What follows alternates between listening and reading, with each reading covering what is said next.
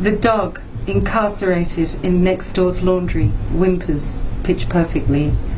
A harmonic, almost supersonic, escapes the confines of the dog's chamber, piercing the wall sheets of my dwelling. A commotion of scuffles, then a succession of rhythmic thuds.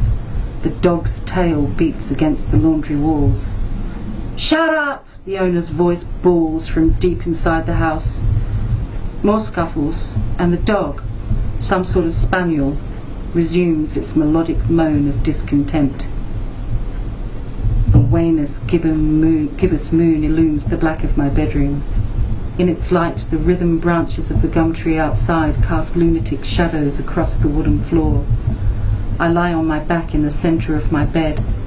Cotton sheets cool against my skin, acutely aware of the empty expanse to either side of me.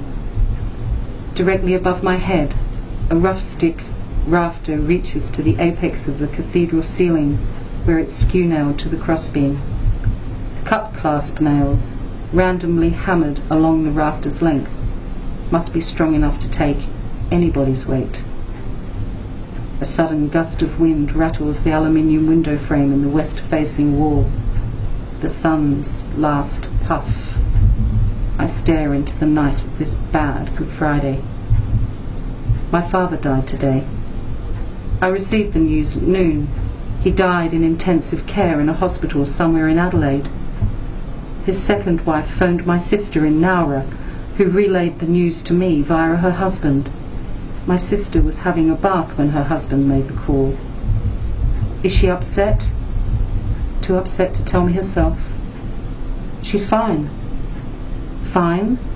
The word pricks at my heart. I'm the stranger in my family, the out-of-tune string the musician's hand wound tighter and tighter until I snapped mid-song. My family were thankful. They didn't want to hear me. Before the sun abandoned this day, I felt relieved my father had died.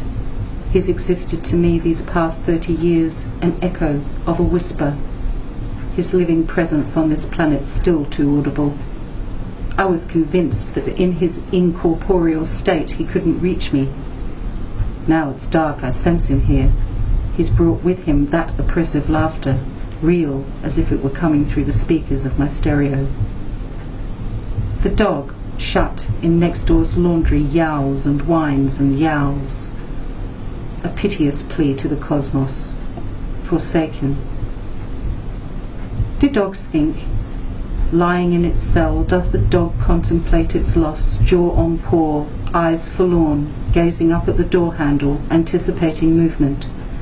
Maybe it knows no other way of life, separated from parental love at birth, interned, fated to exist to its death, surrounded by the filth of human vestments.